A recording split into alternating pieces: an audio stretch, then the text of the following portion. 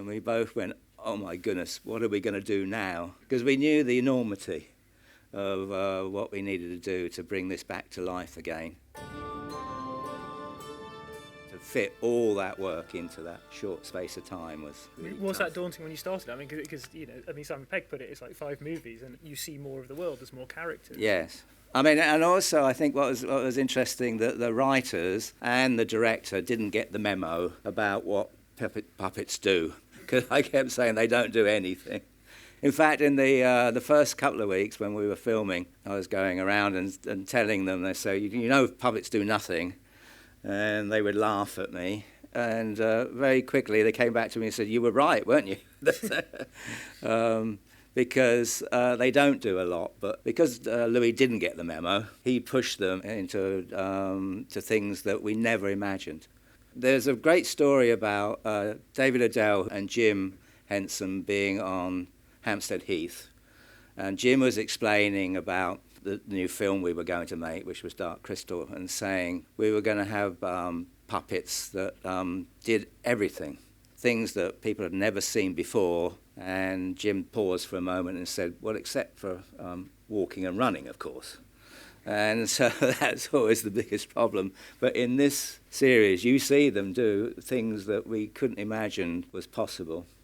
For you, when you're you've come in to design this one, I mean, obviously technology has moved on lots, and we saw a lot of things in that documentary where you had people in blue suits that they could digitally remove. I mean, does that change how you go about designing? Yes, because originally most of my designs was about how we hid things. Either it was costuming that hid people on the inside, or hiding arm rods. There's still an aspect of that.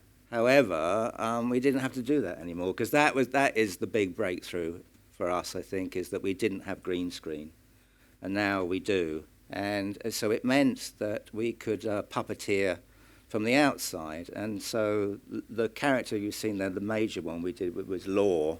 So we've gone back to an old technique, which is bunraku, Japanese way of puppeteering, where you see the puppeteers. And what it does is actually engages the puppeteer directly to the puppet. And so we get much more dynamic movement, and the creature is much more expressive. And that, I think, to me, is one of the most exciting things. So in our modern technology, we've gone back to something that's really ancient way of puppeteering.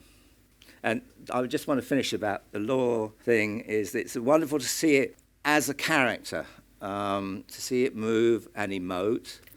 Years ago, Jim Henson came to see me. I live on the edge of Dartmoor, and he fell in love with the landscape, and he said, I want that feeling of this landscape in the film.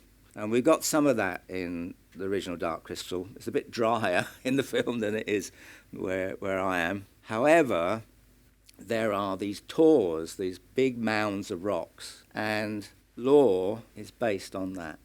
And so we finally made a character that Jim Henson wanted in the first film. We've got it now in this series. There was something I thought was very interesting in the documentary that you said about how you sort of start drawing lines and it kind of forms, and you don't necessarily have a sort of the image in your head beforehand. So we want to ask you about that. How does that work? So is it like you sketch and you suddenly think, I've hit it, or is it more? Yeah, that's a really good question, a really tough one to answer.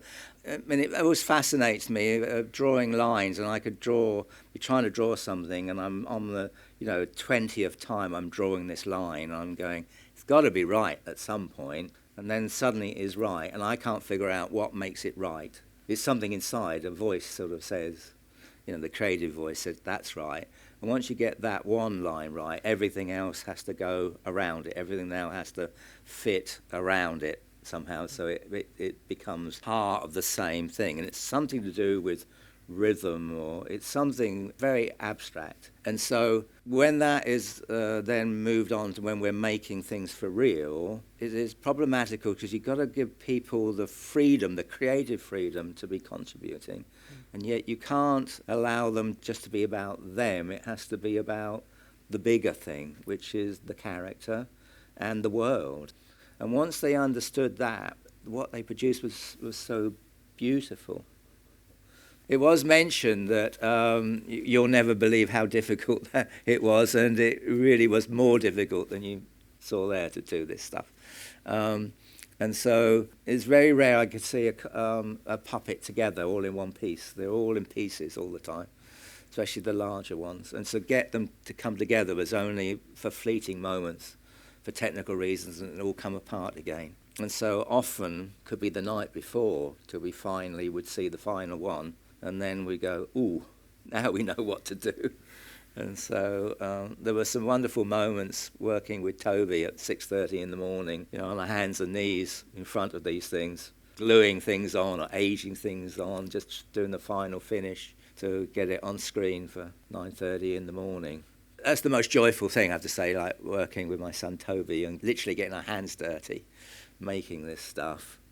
And often bleeding on it, because there's be something sharp or something going on, we'd end up bleeding on it. So I think I've discovered what really makes truly a magical puppet. It's a bit of blood.